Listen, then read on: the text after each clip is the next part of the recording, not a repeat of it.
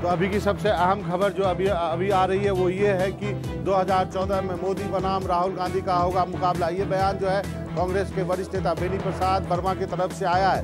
2 दिन पहले से अपने बयानों से बवाल मचाए हुए बेनी प्रसाद वर्मा का नया बयान जो है वो ज़्यादा सनसनीखेज है। उन्होंने राहुल गांधी और नरेंद्र मोदी को आमने सामने ला खड़ा किया है। कहा है 2014 का मुकाबला मोदी बनाम राहुल होने वाला है। या तो मोदी की सरकार बनेगी या फिर कांग्रेस की सरकार बनेगी। बेनी के मुताबिक मुलायम सिंह यादव जो है मुंगेरी लाल के हसीन सपने देखना बंद करें, क्योंकि अगले आम चुनाव में राहुल गांधी और नरेंद्र मोदी के बीच टक्कर होनी है।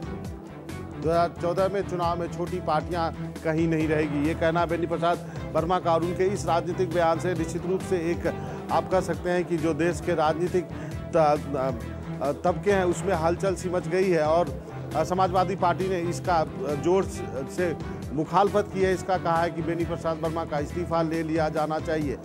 तो आप देख रहे हैं कि 2014 में कांग्रेस जीतेगी या बीजेपी मुलायम कहीं भी नहीं होंगे, ये कहना है बेनी प्रसाद वर्मा का।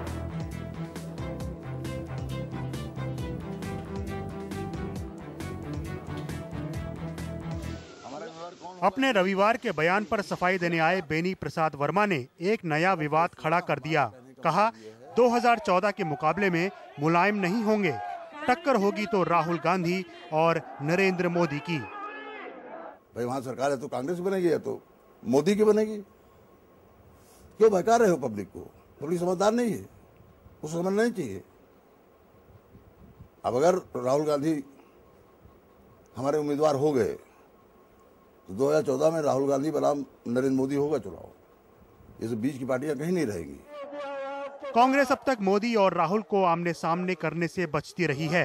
सवाल है बेनी ने क्या ये बयान जानबूझकर दिया है? क्या तीसरे मोर्चे की बात करने वाले मुलायम को कांग्रेस और बीजेपी दोनों मिलकर किनारे करने की बात कर रहे हैं, या ये मुलायम सिंह यादव से मुस्लिम वोट खींचने की राजनीति है? कांग्रेस अभी इन सब पर मुंह नहीं खोल रही। करने के हैं, हमको वो काम करने दीजिए। दूसरे लोग जिनको काम नहीं है वो मोर्चों की बात कर रहे हैं, हमें काम करना है। आपके नेता कहते हैं कि मोदी बनाम राहुल गांधी लड़ाई होगी, बेनी बाबू ने कहा है। हमारे नेता अपनी अपनी बात, आप जिससे जो पूछेगा हर एक कुछ ना कुछ तो कहेगा ही ना, कुछ ना कुछ कहेगा। लेकिन जो अधिकृत रूप से हमारी पार्टी या हमारी सरकार की ओर से हमको कहने को अवसर मिलता है उस पर हम कहते हैं। मैं समझता हूँ हमको उसी तक सीमित रहना चाहिए।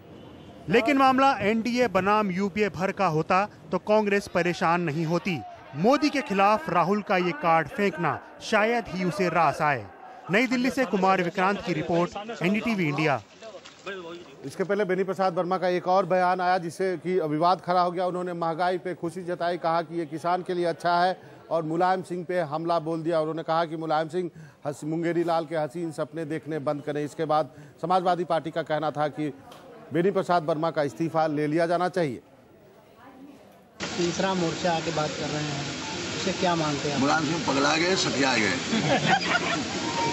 इनका कभी जिंदगी में सपना नहीं पूरा होगा दिल्ली में सरकार बनाने का। भाई और कोई महंगाई नहीं खिलाते। दाल महंगी हो गई, आटा महंगा हो गया, चावल महंगा हो गया, सब्जी महंगा हो गया, गैस नहीं चिल्लाते, टमाटर चिल्लाते। ये जितने महंगा होगा उतने किसान फायदा होगा। हम तो खुश हैं इस महंगाई से। उत्तर प्रदेश में 60 सीटें जीतने की मुलायम सिंह यादव की बात से भी बितके बेनी प्रसाद वर्मा और महंगाई के सवाल से भी। बाराबंकी से आए इस बयान का माहौल भी बना, आलोचना भी हुई। समाजवादी पार्टी ने उन्हें सरकार से हटाने की मांग कर डाली। जिस सरकार को हमारी पार्टी का दिल खोलकर पूरा समर्थन निस्वार्थ भाव से प्राप्त है, यदि भारत सरकार ने ऐसे मंत्री को अपनी सरकार से अलग नहीं किया तो हमको अपने समर्थन के बारे में पुनर्विचार करने का अब वक्त आ गया। दूसरी पार्टियां भी बेनी प्रसाद वर्मा को संजीदगी से लेती नहीं दिखी। ये सरकार जो है वो उदारवाद के नाम पर आई थी, उदारवाद के रास्ते पे पहुंच गई है, और जिसका नतीजा ये हुआ कि डॉलर मालामाल हो रहा है, रुपया कंगाल हो रहा है, और इसका सीधा असर किसानों पे भी पड़ रहा है, गरीबों पे पड़ रहा है, नौजवानों पे पड़ रहा है और पूरे देश पे पड़ रहा है। मेरे ख्याल से जिस तरह से मनमोहन सिंह कल्पना में डूबे हुए हैं कि महंगाई घट रही है या महंगाई घट जाएगी अगले 4 महीने में बिना नीतियों में परिवर्तन किए हुए, ठीक उसी प्रकार का काल्पनिक यह उत्तर है केंद्रीय मंत्री का। कांग्रेस ने बचते बचते बेनी प्रसाद वर्मा को बचाने की कोशिश की। शुरुआत और अंत क्या होता है इस पर हम लोग ना जाएं। हम ये मानते हैं कि आज एक व्यवस्था है जिसमें हमको बड़ा सहयोग मिला है, अन्य पार्टियों का सहयोग मिला है, उत्तर प्रदेश की पार्टियों का भी मिला है।